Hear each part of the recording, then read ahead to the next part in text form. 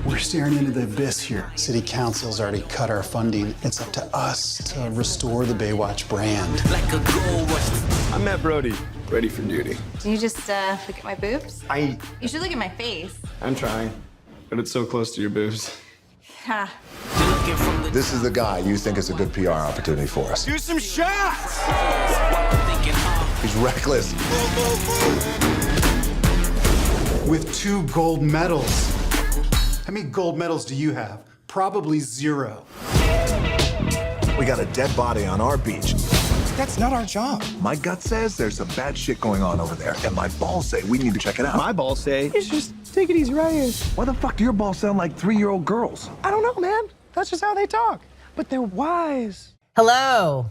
It's an exciting day for a multitude of reasons, one of which is that Dave White is here with us. Howdy. So happy to see you. That's the number one reason. There's no one I'd rather talk Baywatch with than Dave White. And of course, Matt Atchley's here. Happy to see you. I miss you. Hello. Good to see you. I'm Christy, and people are elsewhere. Some of them are in Atlanta. So there's a Baywatch movie. Have you heard? There are ads all over town for this movie. There are ads all over your town for this movie. Beaches ain't ready. Beaches ain't ready. Okay, so I was one of those beaches. As am I. And so, Dave, describe Baywatch for us, please. So Baywatch is this giant mountain of shit that's in movie theaters right now. It's sand. It's just wet sand. No, shit. No, it isn't. It stars Dwayne "The Rock" Johnson as David Hasselhoff, a lifeguard who thinks he is a detective. And it also stars Zac Efron as a Ryan Lochte type, but not as stupid. And it also stars Priyanka Chopra as a nefarious villainess. And she has a lot of resorts that are fronts for a drug running scheme. But she's going down because of lifeguards in this giant mountain of shit called Baywatch. Please look at this clip. Welcome to Baywatch. Why are you grabbing me so tight? Why does she always look like she's running in slow-mo? You see it too?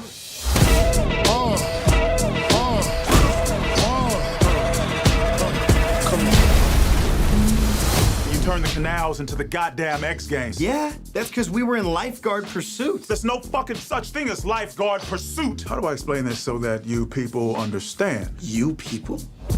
You people? Oh, you don't get to say that. You're just tan. Right on. Come on, brother. So, okay, clearly we did not have high expectations for Baywatch, right? Going into a Baywatch movie, it's hard to recreate the lightning in a bottle that was 21 Jump Street and then subsequently 22 Jump Street. Yes. Like the balance they found of making fun of a TV show that we know, but also making a legitimately exciting and engaging action comedy. Like it's tough to pull that off. And most of these movies are like Dukes of Hazzard, where it's like, ha ha, look how ridiculous it was. This, it falls in that same category, although it has like these vague aspirations of being about an actual like drug running operation and about, you know, stakes and exploding things. It's never funny and it's never thrilling. And the fact that it knows it's a dumb show doesn't matter. It's like it's redundant. Yes, it's a dumb show. Who cares? And it's so self-referential in ways that aren't even vaguely funny. Correct. Thank you for watching. This is not a film. It is only with great charity that you could call this a film.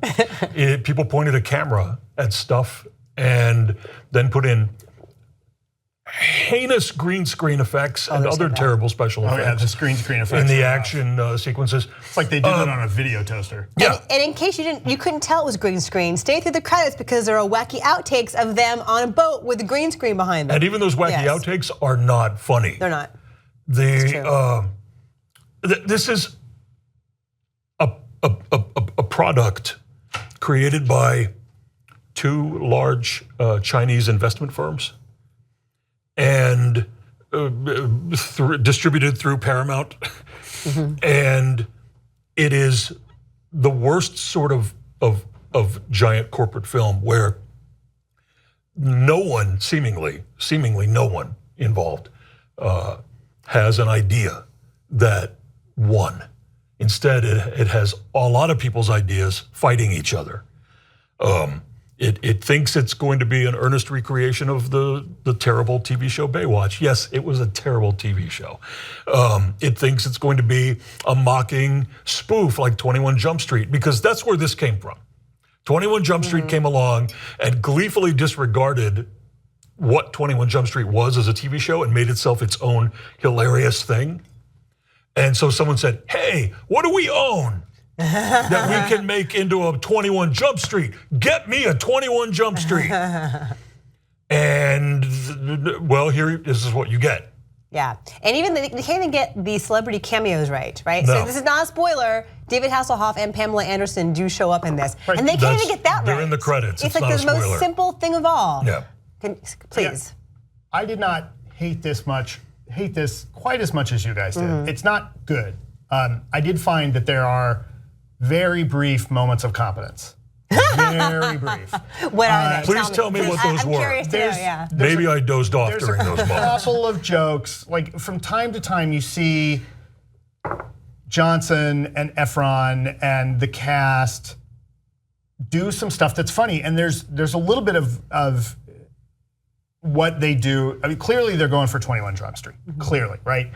And again, somebody either on set or writing wrote something that, you know, I wonder, like it'd be interesting to see different versions of this script, and was there something actually decent here that got subsumed into the action movie? Because I feel like there's little bits of little tiny hints that somebody who knew what they were doing took a pass at the script at some point, right? And that stays in there, and it helps that Johnson and Efron and Daddario and the rest of the cast can sell the jokes that they're trying to do. Like they're not terrible.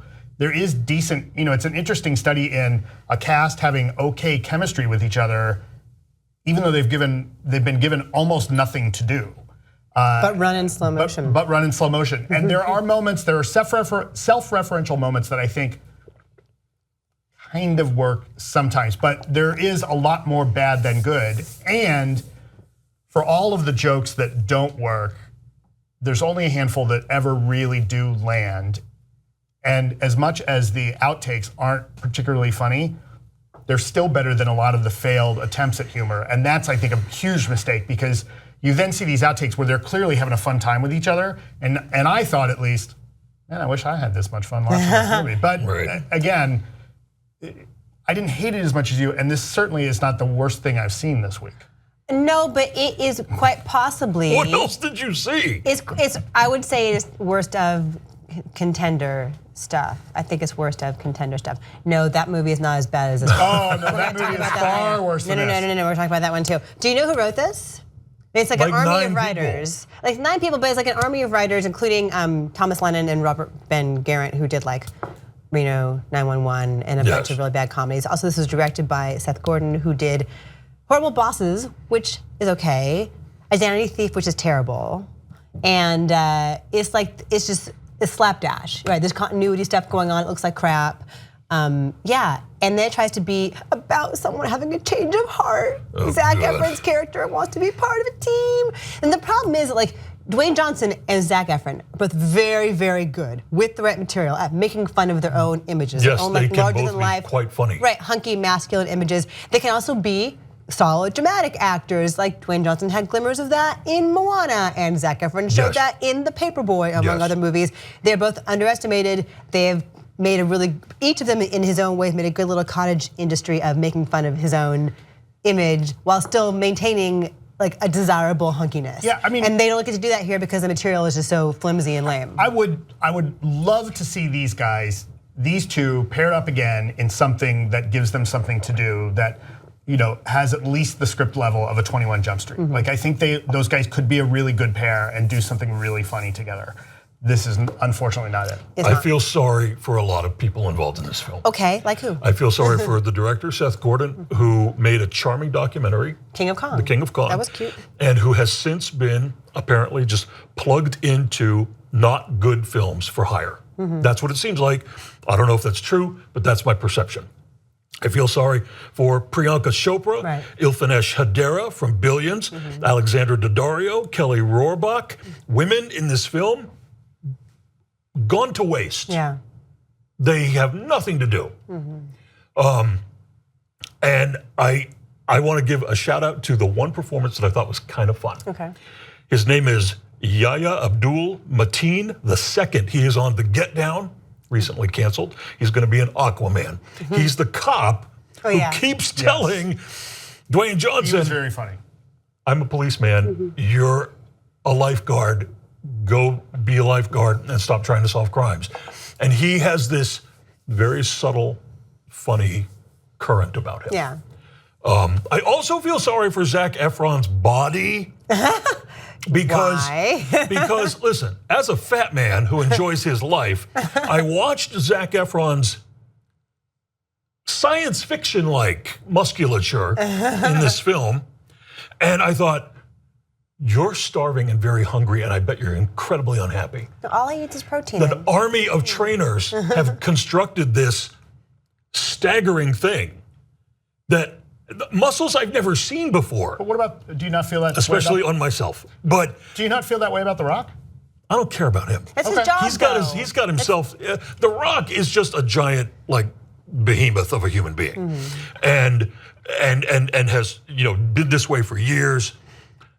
And Efron's body is better than The Rock's right now in this film. We're not body shaming here. When I say better, I mean in that bizarre land of where 0% body fat is considered better. Right. He has negative body fat now. Zac Efron. Efron is, and what you're getting at, Efron. And the reason I feel sorry for him is I bet he's in need of a nice meal. Efron is as defined in this movie as you would expect a comic book artist to draw something. At certain points, he may or may not look like a Rob Liefeld drawing. He has extra, I don't know what that means, but he has extra abs. There's a lot of abs and a lot of opportunities for him to show his abs because it's the beach. Anyway, this movie is not good, and it's also 116 minutes long. Yeah. For those of you keeping score at home, the first question we always ask when we go into a movie is, what's the running time? Right. 116 minutes. It's a long time. Does not crazy. wear out its welcome as much as something else this week, though. Oh my God. Quit teasing our Pirates review. We're gonna talk about Pirates of the Caribbean too. All right, so we have numbers and they are low. Matt, what's your number? I love this movie, 3.5. Are you saying 0? You're going back to 0? I can't even speak anymore. All right. Wait, you just spoke. I'm saying 1. Okay, so that changes our number to a 4.5. Okay, 1.5 is now our new number. I just did math on the fly. Nice. The water Did is I say helping. 1 originally? You said 1 originally, Okay. and now you're going back to 0. I hate it more now than I did 20 minutes ago. That's because we're so persuasive and we made you like it less. It is 21% on the tomato meter. Which is up from what it was, right? Wasn't it like at 9 or 11 or something small? Down like 15, 16%. Yeah. Anyway, we have friends who ordinarily have good taste who are being kind to this movie. All right, so it's opening this weekend. It's opening today, actually, right? Isn't it opening today? Who cares? It's Memorial Day weekend.